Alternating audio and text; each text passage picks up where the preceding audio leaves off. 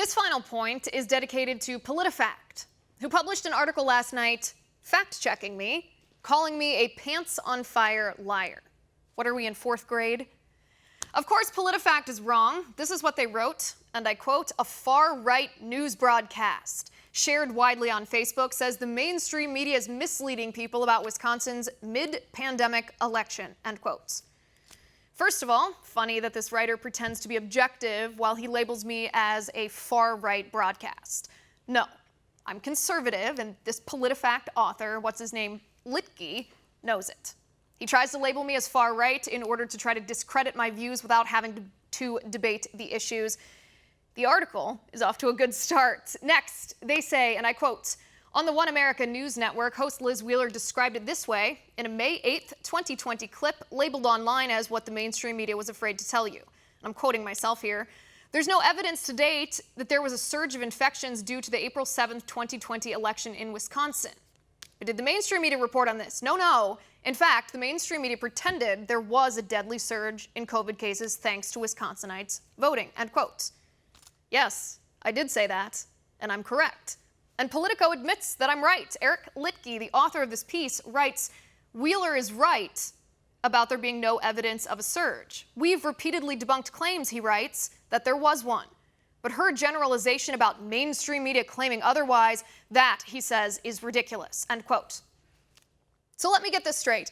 Did this Politico or Politifact writer contest my assertion that there was no surge in COVID cases after the Wisconsin election?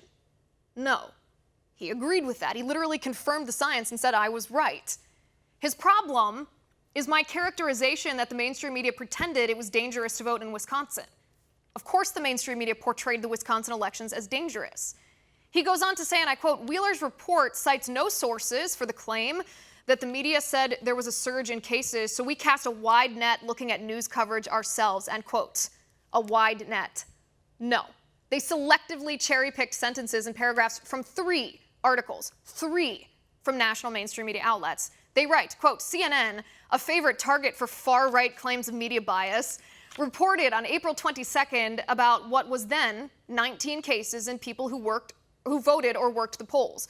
The 3rd and 4th paragraphs of the story detail the caveat that those people had other exposures, so it's impossible to say this election was the source." He goes on to say ABC News published a similar report April 21st, prominently noting the same caveat in the 2nd paragraph. He goes on, "The Associated Press, reporting on updated data April 29th, said 50 people connected to the election had tested positive. It noted the origin caveat in the 2nd paragraph. It contained no hyperbolic language calling this a surge or anything close to that," end quote. He then says, "We won't bother to dive deeper into Wheeler's pretended claim. That adds another layer of absurdity since it implies some kind of intentional cover-up or falsehood when there's no proof the coverage was wrong in the first place," end quote. Of course you won't dive deeper, because if you showed your readers the facts, they'll see that what I said was true, and your silly attempt at a gotcha piece was ridiculous, partisan, and just plain wrong. These are the facts. The very same CNN article Politifact quotes also says, "While we continue to monitor cases of COVID-19 linked to election activity, we know that gatherings such as the election are detrimental to the efforts to slow the spread of this pandemic," says Dr. Ben Weston, the medical director for the Milwaukee County Office of Emergency Management. But Litke didn't bother to mention that part. After the election, Reuters reported, and I quote, "At least 7 people contracted the coronavirus during Wisconsin's primary election on April 7th, Milwaukee health officials said on Tuesday, confirming fears that holding in-person voting during the health crisis puts people at risk," end quote. NBC News reported, "Officials have identified 7 people who appear to have contracted the coronavirus through activities related to the April 7th election in Wisconsin. Milwaukee's health commissioner said, and advocates worry that they could be just the tip of the iceberg." This same NBC article also quoted Senator Amy Klobuchar, who said, "The tragic news of these cases in Milwaukee is further evidence of the immense public health crisis created when officials refuse to expand voting options so that Americans can safely cast a ballot."